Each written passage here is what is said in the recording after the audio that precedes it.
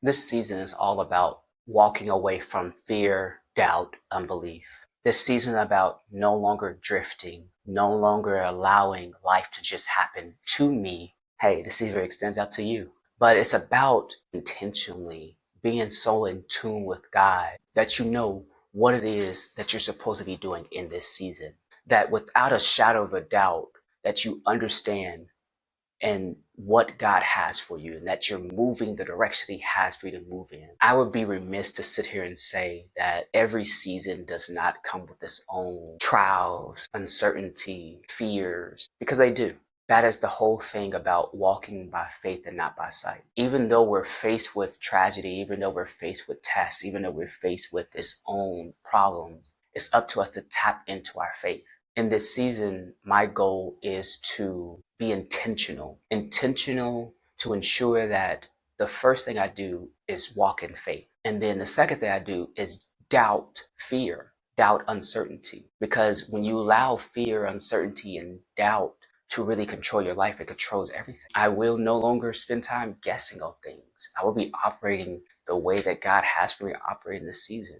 Become the man that He desires for me to be. As I am entering this next chapter of my life, my goal is to build systems so that way I am able to fully be present and operational to be able to complete school, be able to work in ministry, grow my career, grow my finances, grow my business, my social media brand. It's doable, but we need systems in place. Just a quick story of like when God first called me. Essentially, I was in my early and I remember being at rehearsal and him speaking to me when I was just laying on the floor. I didn't know that was him talking to me, but I remember me just feeling like, man, I should really get back into church. I was like, okay, yeah, whatever. Kind of rolled back over and went back to rehearsal.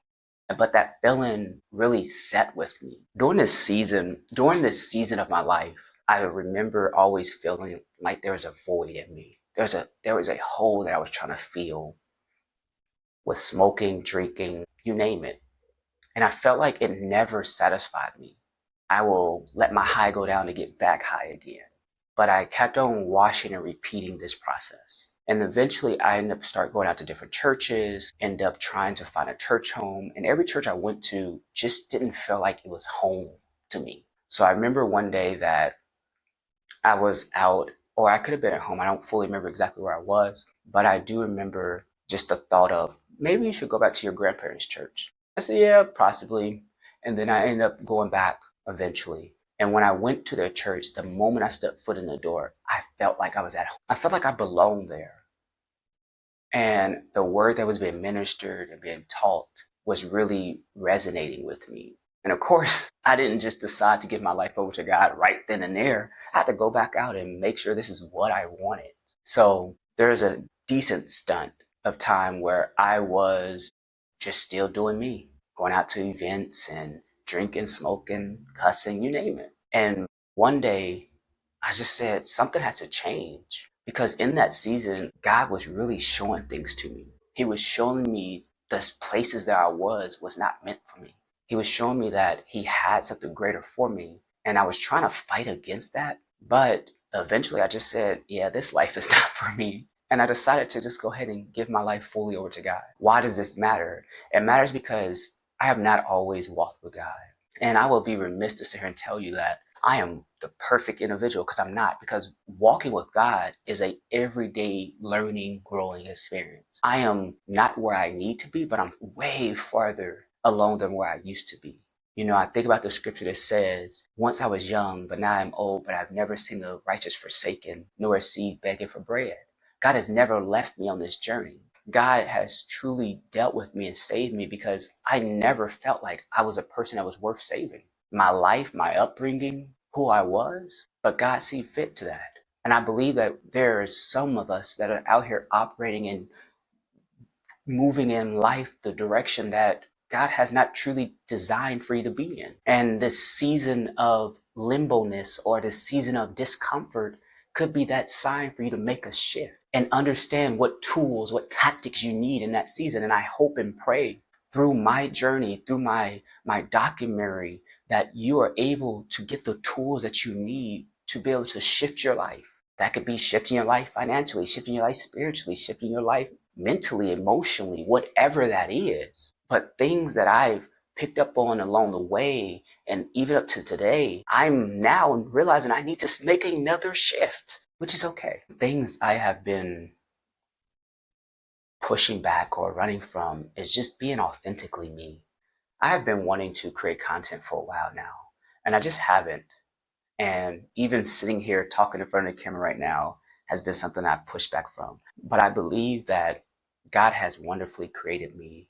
And I believe that God has people that needs to hear this journey, the story that I've been through, because it will help and bless them. In this season, I am no longer going to allow myself to limit myself. My past, your past, they don't define us. What really does define us is who God says we are and who we say we are. I plan to ensure that I overcome my own insecurities of myself to grow and to thrive in this community, to be able to help someone else who may not know who God is to figure out who He is through my journey. Someone who may need to rebuild their systems, to find a new system to rebuild. I have pushed away so much from being who I'm meant to be because truthfully, it terrifies me of the person that I am becoming. Terrifies me that there's so much in store for my life that I don't even yet understand. And I don't really have people who talk about this type of stuff. Life is hard, but life is harder without God. And when God assignments, when God has called you to do things, when your life is God centric, the walk with Him is very challenging. Not in the way that what He's asking for you to do is unachievable, but because it makes you self reflect. It makes you reevaluate what you're doing, and it challenges you to become a different version of yourself that you never fathomed to be. I look at my life now, the things that I'm doing, the things that God has blessed me to do. I never fathomed to do that, but because He challenged me, because He chastised me, I am. And there's no reason for us to doubt what God has for us. What is really God first? I feel like there's this misconception about what God first is. There's this worldly picture that has been portrayed in our society of certain people make it to heaven because their skin color or you name it, just some weird, crazy stuff out there. But being God centric means that you embody who Jesus Christ was, that you embody the characteristics of Him, that you embody the fruit of the Spirit. That doesn't mean that you're perfect. That doesn't mean that you don't mess up. But what it does mean is that you don't practice and live a life contrary to what He has said. And we don't create our own theory about what He has said. Because I truly believe the Bible is our map. The Bible tells us who God is and what He stands for. If it's not in there, then we shouldn't be portraying that. We shouldn't rewrite history to make it fit our narrative. Because at the end of the day, God is not a man that He shall lie.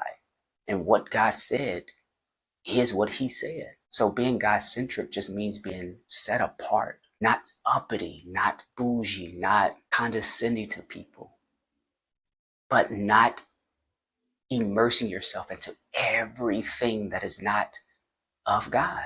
And when I say not immerse yourself in everything, I mean if it's not of God, you shouldn't be immersing yourself in it.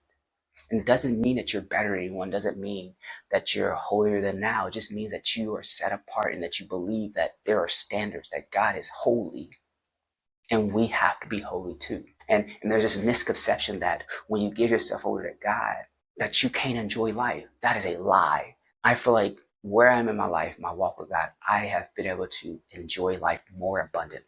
Are there parameters that I need to stay within? Yeah, there are. But it has been the best decision I've ever made. So my goal for myself on this journey is to be so much in tune with Him that everything I'm doing, I know is exactly what God wants me to do, how He wants me to do it, and how He wants me to operate.